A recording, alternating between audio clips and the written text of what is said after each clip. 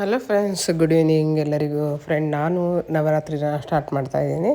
ಬೆಳಿಗ್ಗೆ ಟೈಮು ಡ್ಯೂಟಿಗೆ ಹೋಗ್ತೀವಿ ಮತ್ತು ಪಾಪಗೂ ಎಕ್ಸಾಮ್ ಇರೋದು ಕಾರಣ ನಾನು ನವರಾತ್ರಿ ಪೂಜೆನ ಸಂಜೆ ಮಾಡೋಣ ಅಂತ ಅಂದ್ಬಿಟ್ಟು ಮಾಡ್ತಾಯಿದ್ದೀನಿ. ಆಲ್ಮೋಸ್ಟಲ್ಲೂ ಸಂಜೆ ಮಾಡಿದ್ರೇ ಅದಕ್ಕೆ ಏನೋ ಒಂದು ನವರಾತ್ರಿ ಅನ್ನೋದು ಅರ್ಥ ಬರುತ್ತೆ ಅಂತ ಅಂದ್ಕೊಂಡಿದ್ದೆ. ಆಮೇಲೆ ಒಂದು ಯೂಟ್ಯೂಬ್ ನೋಡ್ತಾ ಇರ್ಬೇಕಾದ್ರೆ ಗುರುಗಳು ಹಂಗೆ ಅಂದರು, ಆಗಿನ ಕಾಲದಲ್ಲೆಲ್ಲ ನವರಾತ್ರಿ ಅಂದರೆ ರಾತ್ರಿಯೇ ಪೂಜೆ ಮಾಡ್ತಾಯಿದ್ರು ಅಂತ. ಒಳ್ಳೆಯದೇ ಆಯ್ತಲ್ಲಪ್ಪ, ಫ್ರೀ ಆದಾಗ ಮಾಡ್ಬೇಕು. ನನಗೇನಂತಂದರೆ ಒಂದು 1 ಅವರಲ್ಲಿ ಒಂದು 2 ಅವರಾರು ಕೂತ್ಕೊಂಡು ಅಭಿಷೇಕ ಎಲ್ಲ ಮಾಡಿ ಪೂಜೆ ಮಾಡಿ ಮಂಗಳಾರತಿ ಮಾಡೋಷ್ಟ್ರಲ್ಲಿ ಒಂದು 2 ಅವರ್ ಬೇಕೇ ಬೇಕು. ಅದು ನನಗೆ ಖುಷಿ ಕೊಡೋಂಥದ್ದು. ಈಗ ಸಡನ್ನಾಗಿ ಒಂದು 5 ನಿಮಿಷಕ್ಕೆ ಹಿಂಗೆ ಪೂಜೆ ಮಾಡಿ ಆಗೋಕ್ಕಾಗಲ್ಲ, ಒಂದು 2 ಅವರಾರು ಬೇಕು. ಬನ್ನಿ ಈಗ ಪೂಜೆನ ಸ್ಟಾರ್ಟ್ ಮಾಡ್ತಾಯಿದ್ದೀನಿ. ಸಂಜೆ ಟೈಮ್ ಆದ್ದರಿಂದ ನೀರೆಲ್ಲ ಹಾಕಿ ನಾನು ಒಂದು ರಂಗೋಲಿನ ಪುಟ್ಟದಾಗಿ ರಂಗೋಲಿ ಬಿಡೋಣ ಅಂತಿದ್ದೆ. ನನ್ನ ಮಗಳು ನಾನೇ ಬಿಡ್ತೀನಮ್ಮ ಅಂತ ಅಂದ್ಲು. ಚೆನ್ನಾಗಿ ಬಿಟ್ಟಿದ್ದಾಳೆ, ಪರವಾಗಿಲ್ಲ, ಕಲ್ತಿದ್ದಾಳೆ. ಈಗ ಪೂಜೆನ ಸ್ಟಾರ್ಟ್ ಮಾಡ್ತೀನಿ. ಮೊದಲು ಹೊಸ್ಲೆಲ್ಲರಿಗೂ ನಾಮೆಲ್ಲ ಇಟ್ಟು ಒಂದು ಪುಟ್ಟದಾಗಿ ನಾನು ಒಂದು ಶೈಲ ಪಾರ್ವತಿ ಅಂದ್ಬಿಟ್ಟು ಒಂದು ಶೈಲಮ್ ಅಂತ ಒಂದು ಇದಾಕಿ ಒಂದು ಮಂಡಲದೊಳಗಡೆ ಹಾಕಿದ್ದೀನಿ. ಈಗ ಲಲಿತಾ ಸಹಸ್ರನಾಮನ ಹಾಕಿದ್ದೀನಿ. ತಾಯಿ ಶೈಲ ಪರಮೇಶ್ವರಿನ ಪೂಜೆ ಮಾಡೋಂಥದ್ದು. ತಾಯಿ ಒಂದು ಕೈಲಿ ತ್ರಿಶೂಲನ ಇಟ್ಕೊಂಡು ನಂದಿ ಮೇಲೆ ಬರ್ತಾರೆ, ನಂದಿ ಮೇಲೆ ಅಂತ. ಅಷ್ಟಾಗಿ ನಿಜವಾಗ್ಲೂ ಗೊತ್ತಿಲ್ಲ. ಒಂದೇನೋ ಅದು ಯೂಟ್ಯೂಬಲ್ಲಿ ಏನೋ ನೋಡಿದಾಗ ಮತ್ತು ಯಾರ ಇದು ಸ್ಟೇಟಸಲ್ಲಿ ಹಾಕಿದಾಗ ಅದು ನೋಡಿರ್ತೀನಿ ಅಷ್ಟೇ. ಅದು ಬಿಟ್ಟರೆ ಅದ್ರ ಬಗ್ಗೆ ಗೊತ್ತಿರೋ. ಒಟ್ಟು ನವರಾತ್ರಿ ಪೂಜೆ ಮಾಡ್ತೀನಿ ನಾನು, ಬಾನರಮ್ಮನ ಪೂಜೆ ಮಾಡ್ತೀನಿ. ಹಾಗಾಗಿ ಇದನ್ನು ಈ ಥರ ಮನೆಗೆ ಬರೆದಿದ್ದೀನಿ. ಸೈಡಲ್ಲಿ ಏನೋ ಒಂದು ಜಯ ವಿಜಯ ಅಂತ ಬರೆದ್ಬಿಟ್ಟು ಅಷ್ಟಲಕ್ಷ್ಮಿಯರದು ಒಂದು ಇದು ಹಾಕಿದ್ದೀನಿ. ರಂಗೋಲಿನ ಇಟ್ಕೊಂಡು ಹಾಕೋಣ ಅಂದ್ಬಿಟ್ಟು ನೋಡಿದೆ. ಸರಿ ಆಯಿತು. ಇವತ್ತು ಶೈಲ ಪರಮೇಶ್ವರಿ ಆದ್ದರಿಂದ ಈಶ್ವರಂದು ಒಂಥರ ಏನೋ ಚೆನ್ನಾಗಿ ಕಾಣತ್ತಾರ, ಒಂದು ಚಿಕ್ಕದಾಗಿ ಪುಟ್ಟದಾಗಿ ರಂಗೋಲಿ ಬಿಡೋಣ ಅಂದ್ಬಿಟ್ಟು ಈಶ್ವರಂದು ರಂಗೋಲಿನ ಬಿಟ್ಟಿದ್ದೀನಿ. ಯಾರಾದರೂ ನಿಮಗೆ ಹೇಗೆ ಪೂಜೆ ಮಾಡೋದಂತ ಗೊತ್ತಿದ್ದರೆ ಕಮೆಂಟ್ ಹಾಕಿ. ನನಗೆ ಗೊತ್ತಿರೋಷ್ಟು ಈ ಥರ ಪೂಜೆ ಮಾಡ್ತಾಯಿದ್ದೀನಿ. ಯೂನಿವರ್ಗೆ ಥ್ಯಾಂಕ್ಸ್ ಹೇಳ್ತಾ ಈಗ ನಾನು ಸ್ಯಾರಿನೇ ಹಾಕ್ಕೊಂಡಿದ್ದೀನಿ. ಟಿ ಶರ್ಟ್ ಮೇಲೆ ವೈಟ್ ಕಲರ್ ಹಾಕ್ಬಿಟ್ಟಿದ್ದೀನಿ. ವೈಟ್ ಕಲರ್ ಬಟ್ಟೆ ಹಾಕಬೇಕು ಅಂದ್ಬಿಟ್ಟು ಫ್ಯಾಷನಾಗಿ ಕಾಣಿಸ್ಲಿ ಅಂತ. ಈಗ ಬನಾರಮ್ಮ ದೇವಸ್ಥಾನಕ್ಕೆ ಹೋಗ್ತಾಯಿದ್ದೀನಿ. ಅಲ್ಲೇ ಒಂದು 5 ಜನ ಮುತ್ತೈದರಿಗೆ ಅರಿಶಿನ ಕುಂಕುಮ ಕೊಡೋಣ ಅಂದ್ಬಿಟ್ಟು ಆಲೂಗಡ್ಡೆ ತಗೊಂಡು ಹೋಗ್ತಾಯಿದ್ದೀನಿ, ರೆಡಿ ಮಾಡೋಣ ಅಂದ್ಬಿಟ್ಟು. ಹಣ್ಣುಕಾಯಿ ಸಹ ತಗೊಂಡಿದ್ದೀನಿ. ಈಗ ಬೂಂದಿ ತಗೋತಾಯಿದ್ದೀನಿ. ಬೂಂದಿ ಆದರೆ ಅಲ್ಲೊಂದು 5 ಜನಕ್ಕೆ ಸ್ವೀಟ್ ಕೊಡೋಣ ಅಂತ ಅಂದ್ಬಿಟ್ಟು ಈಗ ಬಂದ್ವಿ. ನಮ್ಮ ಮನೆಯಿಂದ ಇಲ್ಲಿಗೆ ಬನಾರಮ್ಮ ದೇವಸ್ಥಾನಕ್ಕೆ 1 ಕಿಲೋಮೀಟ್ರ್ ಆದರೂ ಆಗುತ್ತೆ. ಈಗ ಬಂದ್ವಿ. ಇದೇ ನನ್ನ ತಾಯಿ ಬನ್ನಾರಿ ಅಮ್ಮ, ನನ್ನ ಆರಾಧ್ಯ ದೇವತೆ, ನನ್ನ ತಾಯಿ, ನನ್ನ ಮದರು, ನನ್ನ ಎಲ್ಲ. ನನಗೇನೇನು ಬೇಕು ಎಲ್ಲನೂ ಕೇಳ್ಕೊಂಡಾಗ ಕೊಟ್ಟವರು ತಾಯಿ. ಹಾಗಾಗಿ ನಾನು ತಾಯಿನ ಬನ್ನಾರಿ ಅಮ್ಮನ ತುಂಬ ತುಂಬ ತುಂಬ ನಂಬ್ತೀನಿ. ನಾನು ಚಿಕ್ಕವಳಿದ್ದಾಗ ಒಂದು 8ನೇ ಕ್ಲಾಸಿಂದನೂ ನಾನು ಬನ್ನಾರಮ್ಮನ ನಂಬ್ತಾಯಿದ್ದೀನಿ. ತಾಯಿ ಏನು ಅಂದರೆ ನಾನು ಕಂಡಾಗೇ ನೀವು ನಂಬಲ್ಲ, ನನ್ನ ತಾಯಿಗೆ ನನಗೆ ಏನು ಇಂಥದ್ದು ಬೇಕು ಅಂತ ಕೇಳಿದ್ದೀನಿ, ಅದು ನಂಬಿಕೆ. ಅದು ನನಗೆ ಕೊಟ್ಟಿದ್ದಾರೆ. ನಾನು ಏನು ಕೇಳ್ಕೊಂಡಿದ್ದೀನಿ ಅವ್ರ ಮುಂದೆ ಹಿಂಗಿರ್ಬಾರ್ದು, ನಾನು ಅವ್ರ ಮುಂದೆ ಹಿಂಗಿರ್ಬಾರ್ದು ಅಂತ ಅವ್ರಿಗಿಂತ ಹೆಚ್ಚಾಗಿ ನನಗೆ ಕೊಟ್ಟಿದ್ದಾಳೆ ತಾಯಿ ನಮ್ಮವ್ವ. ಈವನ್ ನಾನು ಕಾರ್ ತೊಗೋಬೇಕು ಅಂದ್ರೂ ನಾನು ತಾಯಿ ಬನ್ನಾರಮ್ಮನ ಹತ್ರನೇ ಬಂದು ಕೇಳಿದ್ದೆ. ಆ ಥರನೇ ಸಕ್ಸಸ್ ಆಯಿತು. ಈಗ ಮನೆ ಕಟ್ಟಬೇಕು ಅಂದ್ರೂ ಸೇಮ್ ಹಂಗೇ ನನ್ನ ತಾಯಿ ಬನ್ನಾರಿನೇ ಎಲ್ಲ ನನಗೆ ಬ್ಲೆಸ್ ಮಾಡಿಕೊಟ್ಟಿದ್ದಾರೆ. ನನ್ನ ತಾಯಿ ಬನ್ನಾರಮ್ಮನ ಬಗ್ಗೆ ಒಂದು ನಿಜವಾಗ್ಲೂ ಒಂದು ಕಥೆನೇ ಹೇಳ್ಬೋದೇನೋ, ಆ ಥರ ನನಗೆ ಬ್ಲೆಸ್ ಮಾಡಿರೋದು. ಈಗ ಕುಡ್ಕನ ಮಕ್ಕಳು ಹೆಂಗೆ ಬದುಕ್ಬಿಡ್ತಾರೆ ಅನ್ನುವಾಗ ಎಲ್ಲರೂ ಮನೆ ಕಟ್ಟಿ ನಮ್ಮನಿಗೆ ಬ್ಲೆಸ್ ಮಾಡಿದ್ದಾರೆ, ಜನ ಒಂಥರ ಹೊಟ್ಟೆ ಹೊರ್ಕತ್ತಿದ್ದಾರೆ ಅಂದಾಗ ತಾಯಿ ಬ್ಲೆಸ್ ಮಾಡುವಾಗ ಅದೇನೋ ಒಂಥರ ಖುಷಿ ನಮಗೆ. ಹಾಗಾಗಿ ನಾನು ದೇವ್ರನ್ನ ತುಂಬ ನಂಬ್ತೀನಿ. ದೇವರು ನಿಜ ಇದ್ದಾನೆ, ನನ್ನ ಪಾಲಿಗಿದ್ದಾನೆ, ಬೇರೆಯವ್ರಿಗೇನೋ ಗೊತ್ತಿಲ್ಲ. ನಾನು ಅಂದ್ಕೊಂಡಂಗೆಲ್ಲ ಕೊಡ್ತಿದ್ದಾನೆ. ಈ ನನ್ನ ಪಾಲಿಸಿ ಏನು ಅಂತಂದರೆ ಏನೋ ಆಗುತ್ತೆ, ಮುಂದೆ ದೇವರು ಒಳ್ಳೇದು ಮಾಡ್ತಾನೆ, ಹಾಗೇ ಆಗುತ್ತೆ. ದೇವ್ರು ಬಿಟ್ಟರೆ ನಮ್ಗೆ ಯಾರೂ ಹೆಲ್ಪ್ ಮಾಡಲ್ಲ ಅನ್ನೋದು ನಂಬಿಕೆ. ಹಾಗಾಗಿ ನಾನು ಯಾವಾಗಲೂ ಪ್ರತಿ ಸೋಮವಾರ ನಾನು ನನ್ನ ಮಂಜುನಾಥ, ಆರಾಧ್ಯ ದೈವ ಮಂಜುನಾಥನಿಗೆ ಒಪ್ಪತ್ತು ಉಪವಾಸ ಇದ್ದು ನಾನು ಈ ಥರ ಅಭಿಷೇಕನ ಮಾಡ್ತೀನಿ. ಅಭಿಷೇಕ ಮಾಡೋದು ಏನು ಅಂತಂದರೆ ನನಗೇನೋ ಒಂದು ಖುಷಿ. ನನ್ನ ಮಂಜುನಾಥನಿಗೆ ಎಲ್ಲನೂ ಕೊಟ್ಟಿದ್ದಾರೆ. ಅಟ್ಲೀಸ್ಟ್ ನಾನು ಇರೋ ತನಕನಾದ್ರು ನನಗೆ ಸೋಮವಾರ ಈ ಥರ ಪೂಜೆ ಮಾಡೋಣ ಅಂತ ಅಂದ್ಬಿಟ್ಟು ನಾನು ಮಂಜುನಾಥನಿಗೆ ಪೂಜೆ ಮಾಡ್ತಾಯಿರ್ತೀನಿ. ಏನಿಲ್ಲ, ಹಾಲು, ಮೊಸರು, ಜೇನುತುಪ್ಪ, ತುಪ್ಪ, ಸಕ್ಕರೆ.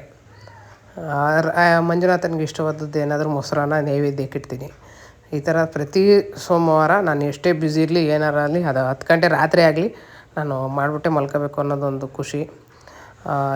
ಹಾಗೆ ನಮ್ಮ ಮನೆ ದೇವರು ಲಕ್ಷ್ಮೀ ದೇವಿ. ಇದು ನನಗೆ ಏನೂ ಇಲ್ಲದಾಗ ಬಾಡಿಗೆ ಮನೆಯಲ್ಲಿ ತಗೊಂಡಂಥದ್ದು ಲಕ್ಷ್ಮೀ ದೇವಿ. ಹಾಗಾಗಿ ನನ್ನ ನಾನಿರೋ ತನಕನೂ ಇರಬೇಕು. ಈಗ ನಾನು ಬೆಳ್ಳಿ ತಗೊಂಡಿದ್ದೀನಿ, ಚಿನ್ನ ತಗೊಂಡಿದ್ದೀನಿ ಅಂತ ತನಕನೂ ಇರಬಾರ್ದು. ಆ ತಾಯಿ ಇರಬೇಕು ಅಂತ ನಾನು ಹಾಗೆ ತಾಯಿಗೆ ಅರಶಿನ ಹಚ್ಚಿ ಇಟ್ಕೊಂಡಿದ್ದೀನಿ.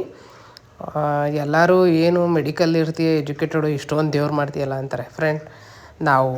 ನಾನು ಪದೇ ಪದೇ ಹೇಳ್ತಾ ಇರ್ತೀನಿ, ನಮ್ಮ ಹಾಸ್ಪಿಟ್ಲಲ್ಲೂ ಸುದಾ ಆಪ್ರೇಷನ್ ಮಾಡ್ಬೇಕಾದ್ರೆ ಪೂಜೆ ಮಾಡಿ ನಾವು ದೇವ್ರ ನಂಬೆನೇ ಇದು ಮಾಡೋದು. ಹಾಗಾಗಿ ಆಪ್ರೇಷನ್ ಮಾಡೋದು, ಡ್ಯೂಟಿ ಮಾಡೋದು, ನೀವು ನಂಬ್ತಿರೋ ಬಿಡ್ತಿರೋ ಗೊತ್ತಿಲ್ಲ, ನಮ್ಮ ನಂಬಿಕೆಯನ್ನು ನಮ್ಮ ಹಾಸ್ಪಿಟ್ಲಲ್ಲಿ ಅಂದರೆ ಚಾಮುಂಡೇಶ್ವರಿನೇ ನಮ್ಮನ್ನು ಕಾಪಾಡ್ತಿರೋದು. ಚಾಮುಂಡೇಶ್ವರಿಯಿಂದನೇ ನಾವು ಇದಿರೋದು. ನಮ್ಮ ಮೈಸೂರನ್ನ ಕಾಯ್ತಿರೋಳೆ ನಮ್ಮ ಚಾಮುಂಡಮ್ಮ ಅಂತಲೇ ನಾವು ಪೂಜೆ ಮಾಡೋದು ಪ್ರತಿದಿನ. ಯಾರೇ ಆಗಲಿ, ಡಾಕ್ಟ್ರೇ ಆಗಲಿ, ಒಂದು ಆಯಮ್ಮಂದಿರೇ ಆಗಲಿ, ನಾವೇ ಆಗಲಿ, ಯಾರಾದ್ರೂ ಬಂದ ತಕ್ಷಣ ವಾರ್ಡಲ್ಲಿ ಸಣ್ಣ ಮಾಡ್ಕೊಬಾರ್ದೆ ನಮ್ಮ ತಾಯಿ ಚಾಮುಂಡೇಶ್ವರಿ ಅಂತಲೇ ನಾವು ಬರೋದು. ಹಾಗಾಗಿ ನಾನು ದೇವ್ರನ್ನ ತುಂಬ ತುಂಬ ನಂಬ್ತೀನಿ. ನನಗೆ ಏನು ಅನುಭವ ಆಗಿದೆ ಅಂತ ನನಗಂತೂ ಗೊತ್ತಿಲ್ಲ. ನನಗಂತೂ ದೇವ್ರಂದರೆ ಇಷ್ಟ. ಹಾಗಾಗಿ ದೇವ್ರ ಪೂಜೆನ ಮಾಡ್ತಾಯಿದ್ದೀನಿ. ಈಗ ಮೊಸರಿಂದ ಅಭಿಷೇಕನ ಮಾಡ್ತಾಯಿದ್ದೀನಿ. ನವರಾತ್ರಿ ಪೂಜೆ ಮಾಡೋದು ನಮಗೂ ಗೊಂಬೆಲ್ಲ ಕೂರಿಸೋದು, ಯಾಕೆಂದರೆ ಅಪ್ಪ ಅಮ್ಮಂಗೂ ಪಾಪ ಆಗಿನ ಕಾಲದಲ್ಲಿ ತಿನ್ನೋಕ್ಕೆ ಇಟ್ಟಿಲ್ಲ ಫ್ರೆಂಡ್. ಹಾಗಾಗಿ ನವರಾತ್ರಿ ಮಾಡೋದೇನು ಅಂತಲೂ ಅದು ಗೊತ್ತಿಲ್ಲ. ಆಲ್ಮೋಸ್ಟ್ ಅಲ್ಲಿ ಈಗಲಾದರೂ ನಮ್ಗೆ ಗೊತ್ತಿರೋಷ್ಟು ತಕ್ಕನಾಗೆ ನಮಗೂ ಗೊತ್ತಿಲ್ಲ ಏನು ಪೂಜೆ ಮಾಡೋದು ಅಂತ. ಗೊತ್ತಿರೋ ತಕ್ಕನಾಗ ಅಟ್ಲೀಸ್ಟ್ ಮಾಡೋಣ ಅಂದ್ಬಿಟ್ಟು ಮಾಡ್ತಾಯಿದ್ದೀನಿ. ಇವತ್ತು ಶೈಲ ಪಾರ್ವತಿ ಅಮ್ಮಂದು ಪೂಜೆ ಮಾಡೋಣ ಅಂದ್ಬಿಟ್ಟು ಮಾಡ್ತಾಯಿದ್ದೀನಿ. ಅದು ಬಿಳಿ ಸೀರೆ ಹಾಕೊಂಡೆ ಮಾಡಬೇಕು ಅಂತ ತಾಯಿಗೆ ಅಭಿಷೇಕನ ಮಾಡಿ, ನಾನು ತಾಯಿ ಚಾಮುಂಡೇಶ್ವರಿನ ಬನ್ನಾರಿ ಅಮ್ಮನಲ್ಲೇ ನೋಡೋದ್ರಿಂದ ಬನ್ನಾರಿ ಅಮ್ಮನಿಗೆ ವಿಗ್ರಹನ ಇಟ್ಟು ಅವ್ರಿಗೆ ಪೂಜೆನ ಮಾಡ್ತಾಯಿದ್ದೀನಿ. ಎಲ್ಲರಿಗೂ ಒಳ್ಳೆಯದಾಗಲಿ. ಹಾಗೆ ನವರಾತ್ರಿ ಹಬ್ಬದ ಎಲ್ಲರಿಗೂ ಶುಭಾಶಯಗಳು. ನವರಾತ್ರಿ ಮಾಡಬೇಕು ಅಂತ ಏನಕ್ಕೆ ಅನ್ನಿಸ್ತು ಅಂದರೆ, ಹೇಗಿದ್ದರೂ ರಾಯರಿಗೆ ಮುಡುಪು ಕಟ್ಟೋಕ್ಕೆ ಅಂತ ಪೂಜೆ ಮಾಡ್ತಾಯಿರ್ತೀನಿ. ಅದಕ್ಕೂ ತಾಯಿಗಿನ್ನೂ ಒಂದು 9 ದಿನ ಮಾಡೋಣ ಅಂದ್ಬಿಟ್ಟು ಮಾಡ್ತಾಯಿದ್ದೀನಿ. 9 ದಿನ ಅನ್ನೋದಕ್ಕಿಂತ ನಮಗೇನಾದರೂ ನಮ್ಮ ಮನೆಯಲ್ಲಿ ವದೆ ಸಮುದ್ರದಲ್ಲಿ 3 ದಿನ ಹಬ್ಬ ಇದೆ. ಅದರಲ್ಲಿ ಸಿಕ್ಕಿದ್ರೆ ನಾನು ಮಾಡೋಕ್ಕಾಗಲ್ಲ, ಅಲ್ಲೇ ಊರಲ್ಲೇ ಮಾಡೋಣ ಅಂತ ಅಂದ್ಕೊಂಡಿದ್ದೀನಿ. ನೋಡೋಣ ತಾಯಿ ಚಾಮುಂಡೇಶ್ವರಿ ಹೆಂಗೆ ಪ್ರೇರಣೆ ಕೊಡ್ತಾರೆ ಹಾಗೆ ಪೂಜೆನ ಮಾಡ್ತೀನಿ. ಇವತ್ತು ರಾಯರಿಗೆ ಮುಡುಪು ಕಟ್ತಾ ಇರೋದು 5ನೇ ದಿನ, ಸೋಮವಾರದ ಬ್ಲಾಗ್ ಇದು. ಹಾಗಾಗಿ ನಾನು ಸೋಮವಾರ 5ನೇದು ಮುಡುಪು ಕಟ್ತಾ ಇರೋದು 5ನೇ ದಿನ. ಹಾಗಾಗಿ ನವರಾತ್ರಿಗೂ ಮಾಡೋಣ ಅಂತ ಮಾಡ್ತಾಯಿದ್ದೀನಿ.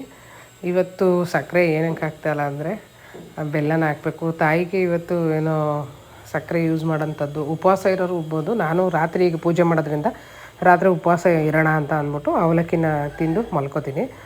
ಹಾಗಾಗಿ ನಾನು ಇವತ್ತು ಸಕ್ಕರೆನ ಹಾಕಿಲ್ಲ, ಬೆಲ್ಲನ ಹಾಕಿದ್ದೀನಿ.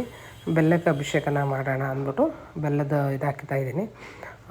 ಫ್ರೆಂಡ್, ನನ್ನ ನಂಬಿಕೆ ಏನು ಅಂತಂದರೆ, ದೇವರಿದ್ದಾನೆ, ನಂಬಿಕೆ ಇಟ್ಟು ಪೂಜೆ ಮಾಡಿ, ನಿಜ ಒಳ್ಳೆಯದಾಗುತ್ತೆ.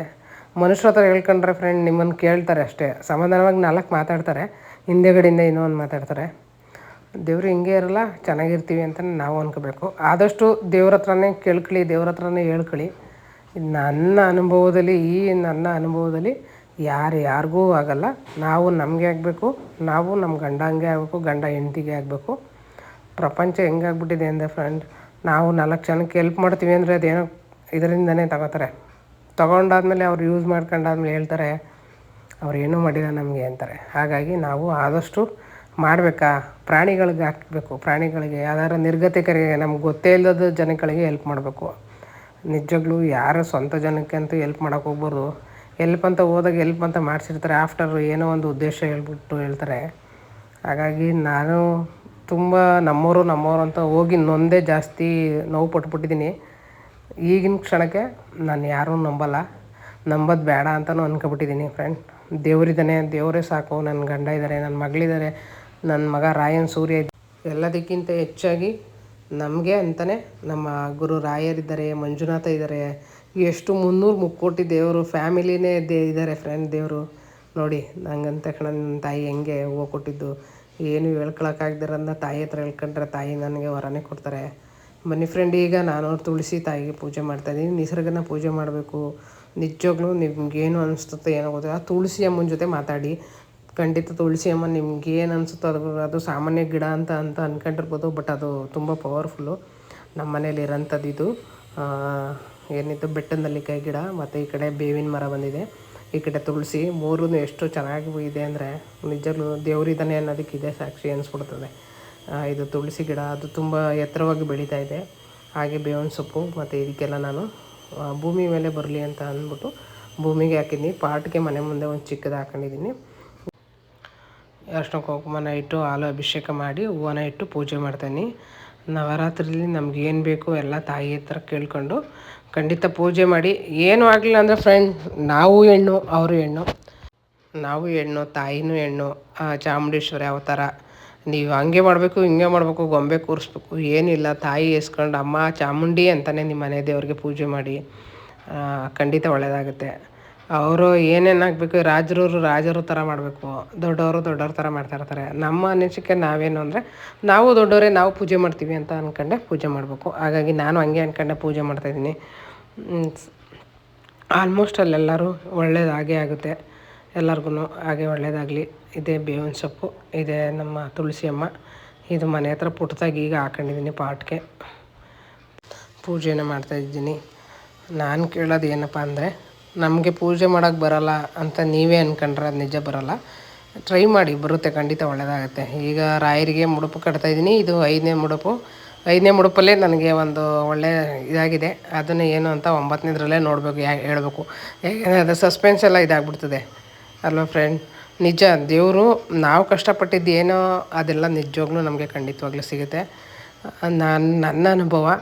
ನನಗೆ ಜವಾಬ್ದಾರಿ ಎಲ್ಲ ಮಿಸ್ ಮಾಡ್ಕೊಬಿಡ್ತಾಳೆ ಅಂತಾರೆ ಫ್ರೆಂಡ್. ಕಷ್ಟಪಟ್ಟಿದ್ದ ದುಡ್ಡು, ಕಷ್ಟಪಟ್ಟಿದ್ರದ್ದು ಯಾರ್ದು ಹಂಗಲೂ ಇಲ್ದೇ ಬದುಕಂಥದ್ದು ಖಂಡಿತವಾಗ್ಲೂ ಸಿಗುತ್ತೆ ಫ್ರೆಂಡ್. ನನ್ನ ಅನುಭವ ನಿಜವಾಗ್ಲೂ. ತಾಯಿ ಚಾಮುಂಡೇಶ್ವರಿ, ನಾನು ಡ್ಯೂಟಿ ಮಾಡುವಾಗೆಲ್ಲ ವಾಚು ರಿಂಗು ಎಲ್ಲ ಮಿಸ್ ಮಾಡಿದ್ದೀನಿ. ಅದಾದ ಮುಗಿಸ್ಕೊಂಡು ಬರುವಾಗ ಯಾರೋ ಅಮಾಲಿತ್ತು ಇದು ತೊಗೊಳ್ಳಿ ಅಂತ ವಾಪಸ್ ತಂದು ಕೊಡ್ತಾರೆ ಹೊರತು ನಿಜವಾಗ್ಲೂ ಯಾವತ್ತೂ ನನಗೆ ದೇವರುಗಳು ಯಾವತ್ತೂ ನನಗೆ ಮೋಸ ಮಾಡಿಲ್ಲ. ನನ್ನ ತಂದೆ ಮಂಜುನಾಥ ನಿಜವಾಗ್ಲೂ ನನಗೆ ಹೆಲ್ಪ್ ಮಾಡ್ತಾರೆ. Thank you friend. ಇವತ್ತಾಗಿತ್ತು 5ನೇದು ಮುಡುಪು ಕಟ್ಟೋದು.